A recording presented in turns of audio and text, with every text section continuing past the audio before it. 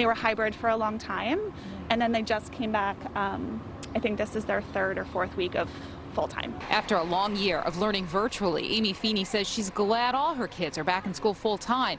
But with more kids in school comes more risk. It's a little nerve-wracking, but I mean, we really feel like the school's been doing a great job. Behind the scenes since April 15th, Lower Merion School District has been trying to trace why a certain 2nd grade class had an unusually high number of cases.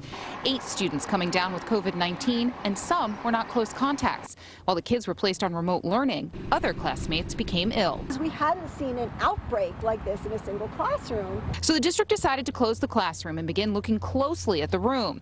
A broken air vent was discovered. It was only allowing about 30% of the air that it should have been into the classroom. The only way you would have known that was literally to crawl up into the vent. Kids are in school together, and then there's infection. We got to figure out where it happened, if it was transmitted from kid to kid in the school. While pandemic expert Dr. Darren Marina says the vent didn't help, he says it's likely not the only cause. He cites cases that continue to climb in the county, caused by pandemic fatigue and variants. The variants may affect children, some of them more significantly. The district and county health departments say because testing for variants is not readily available, it's tough to say if it was in fact present in this case.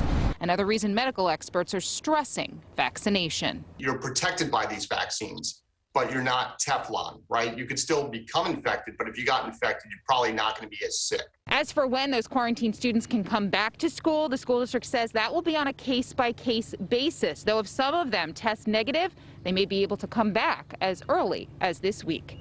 In Lower Merion, Deanna Durante, NBC10 News.